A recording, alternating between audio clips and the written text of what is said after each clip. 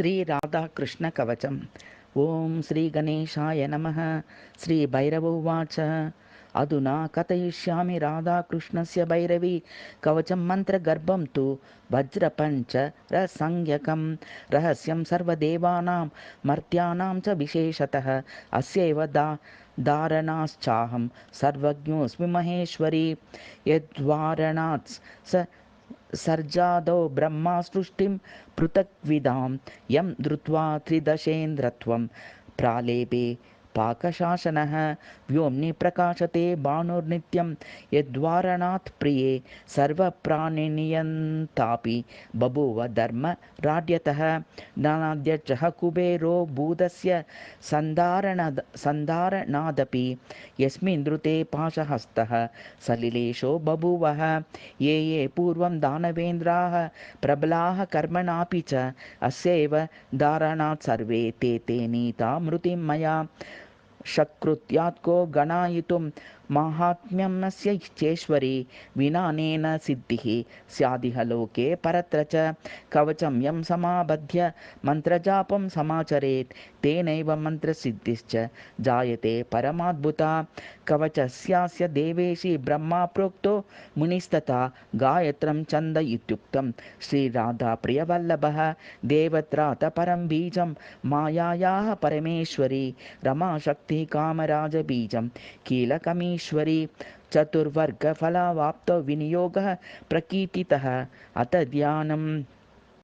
ध्यानं वक्षे महादेवी श्रीराधा माधवस्य च यज्ज्ञात्वा मन्त्रवित् प्राज्ञः सिद्धिं प्राप्नोति चेश्वरीं। श्रीमद्यानकल्पद्रुमविटपलत्सत्स्वर्णदोलादिरूढं श्रीराधां रिङ्खमानं कटितटविलसत् क्षुद्रगणटारवाडयं वंशीरन्ध्रान्तरं श्रीमुखकमलगलद्वायुना पूर्यमानं राधाप्रेक्षणहर्षफुल्लनयनं वन्दे सदा माधवं श्यामं पूर्णेन्दुवदनं वराभयलसत्करं राधाश्लिष्टतनुं कान्तं मुक्तिदं माधवं भजे। ॐ ह्रीं मस्तकं माधवोऽध्यान् श्रीं श्रीकृष्णो ललाटकं पायानेत्रे सदा पातु क्लीं गोविन्दः समन्ततः।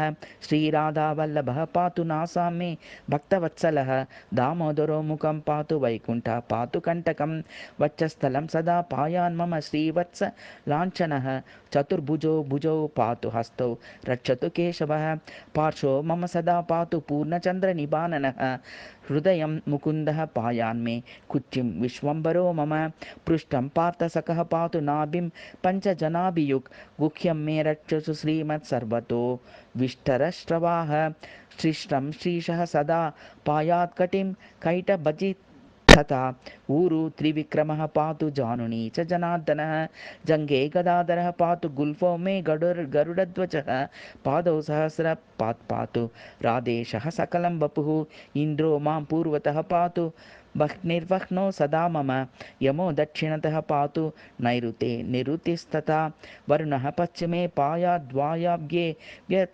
व्यात् सदा गतिः कुबेर उत्तरे पायादैशान्यमीश्वरोऽवतु दशदिक्षु सदा पातु श्रीराधावल्लभः प्रभुः प्रभाते पातु श्रीकृष्णो मध्याह्ने गोपवल्लभः सायं राधाप्रियः पातु प्रदोषे गोपतिप्रियः अर्धरात्रे सदा पातु प्रद्युम्नो भगवान् मम निशान्ते माधवः पातु विश्वक्सेनस्तु सर्वदा रणे राजभये द्यूते विवादे शत्रुसङ्कटे ॐ ह्रीं श्रीं क्लीं सदा पातु श्रीराधा वल्लभः प्रभुः ॐ ह्रीं श्रीं गरुडध्वजः सगति मान् पायाद्रणे सङ्कटे श्रीकृष्णो भगवान् ममारि निवहान् विध्वंसयेत् तत्क्षणात् गोविन्दोऽवतु मां सदा हरिभयाद्रादादिप्रियो माधवो मां पायाद्विपदः श्मशानगचरो व्याद्भयात् सर्वतः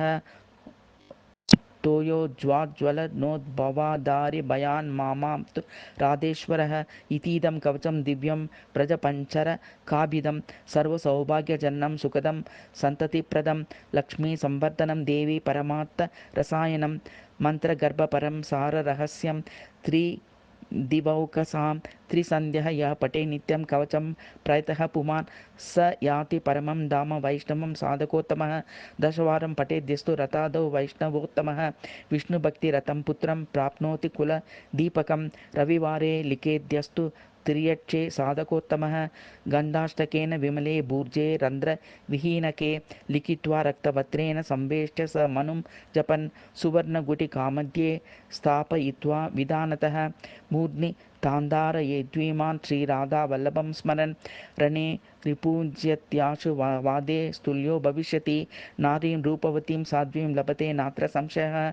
वन्द्या वा काकवन्द्या वा मृतवत्सापि याङ्गना सा पत्नीयात् कण्ठदेशे लभेत् पुत्रांश्चिरायुषः।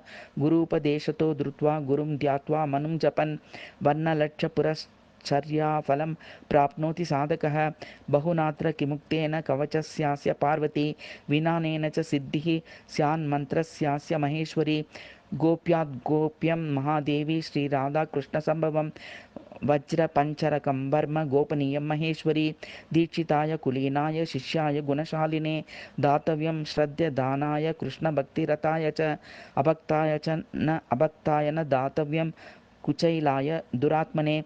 क्रूराय परशिष्याय शटाय परमेश्वरी रहस्यं सर्वसाराढ्यं गोपनीयं स्वयोनिवत् इति श्री विश्वनाथ सारोद्वारे महातन्त्रे श्रीराधाकृष्णकवचं समाप्तम्।